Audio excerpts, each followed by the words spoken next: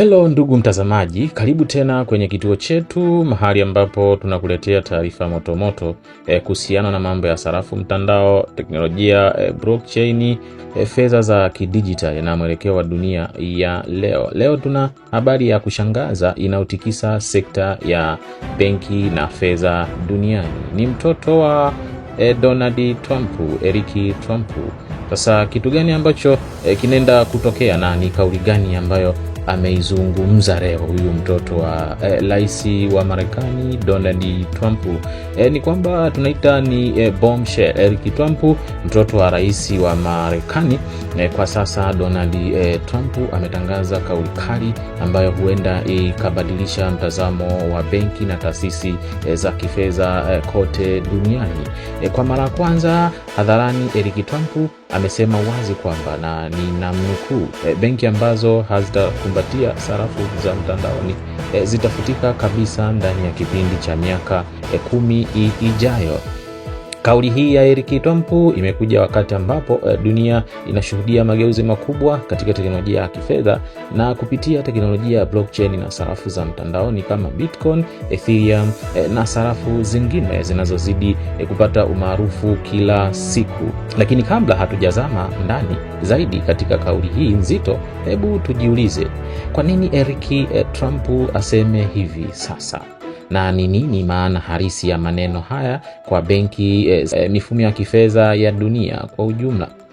Kwa nini Eric Trump aseme hivi sasa? Na ni nini maana halisi ya maneno haya kwa benki za jadi na mifumo ya kifedha ya dunia kiujumla? Katika mahojiano na kituo kimoja cha habari leo hii, Eric Trump alisisitiza kwamba ulimwengu unabadilika kwa kasi sana, na kwa maneno yake halisi alisema, sarafu za mtandaoni si za majaribio tena, zinabadilisha kabisa namna ya kuhifadhi thamani, kutumia na kupokea fedha, na namna watu wanapopata huduma za kifedha.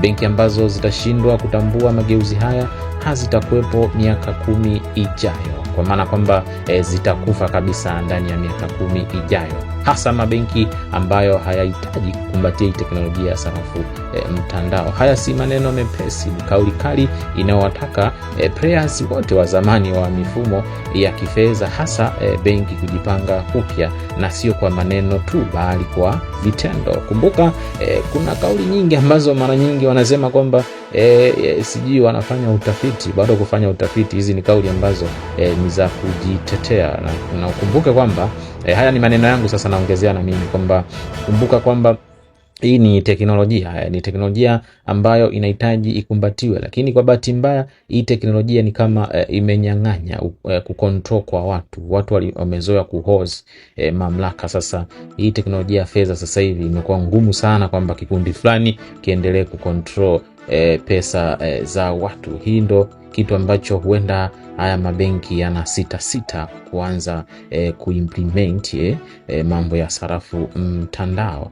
Ukweli ni kwamba mamilioni ya vijana wa kizazi cha sasa, hasa millennials na tunaita Gen Z, hawana imani na mfumo wa kifedha wa zamani. Wamechoshwa na miamala, tunaita zile ada za malipo ni kubwa sana zisizoeleweka, ucheleweshwaji wa miamala na ukosefu wa wazi katika taasisi za kifedha. Hiyo nayo ndio inachangia sasa hivi vijana wengi sana wapo kufuatilia mambo ya sarafu mtandao. Kwao sarafu za mtandaoni si tu njia ya uwekezaji, ni uhuru wa kifedha, ni njia ya kuchukua udhibiti wa fedha zao bila kuhitaji mtu wa kati. Hii ndio sababu huduma kama Bitcoin, DeFi, decentralized finance, na hata sarafu thabiti tunaita stable coins zimekuwa kivutio kikubwa kwao. Kumbuka hizi tunazoita sarafu thabiti ni kama USDC, kuna USDT na zingine nyingi. Hizi ndio tunaita nini? Tunaita sarafu thabiti au stable coins. Eric Trump anaamini kuwa ikiwa benki hazitabadilika kama hazitaanza kuwekeza kwenye teknolojia ya blockchain. Kwa lugha ya Kiswahili kisichokuwa rasmi tunaweza kusema kwamba fundo muunganiko, kwa maana ya blockchain kutoa huduma za wallet za sarafu mtandao au kusaidia miamala ya sarafu mtandao kwenda fiat money kwa urahisi, basi hatima yao ni kuachwa nyuma.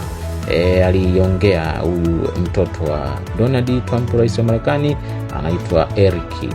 Aliongeza kwa kusema benki zinapaswa kuacha kupinga maendeleo ya teknolojia.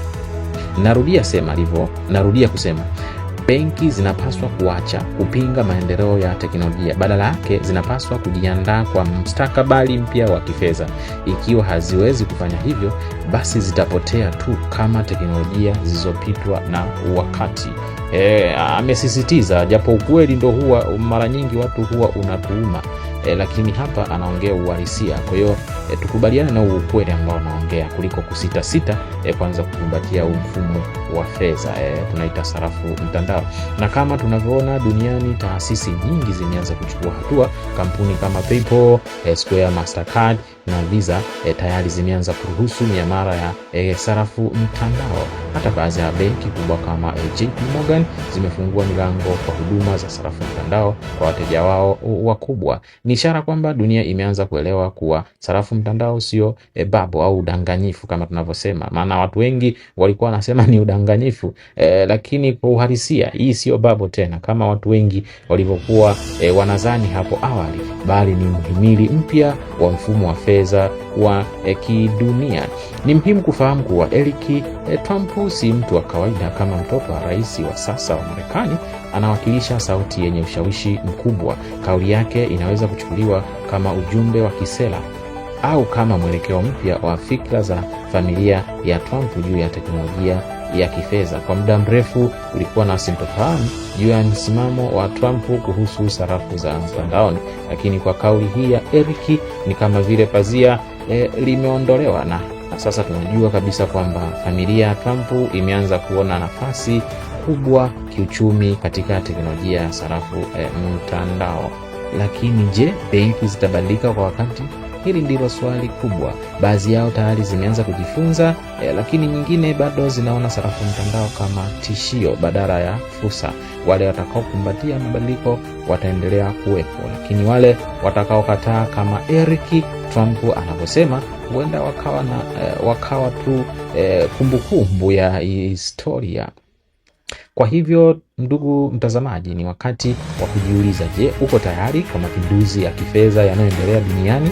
Je, unafuatilia maendeleo ya sarafu za mtandaoni? Na je, benki unayotumia imeanza kutoa huduma za sarafu mtandao? Tunaishi katika zama za mabadiliko, na kama historia inavyotuonesha, wasioendana na mabadiliko hupotea. Kwa manake wewe usipoendana na wakati, jiandae kupotea. Hii ilikuwa ni habari maalum kutoka kwetu. Usisahau kusubscribe ili upate taarifa zaidi kama hizi, na tuambie kwenye comment section kama kauli ya Eric Trump ni ya kweli. Je, benki zinaweza kuishi bila sarafu mtandao miaka 10 ijayo?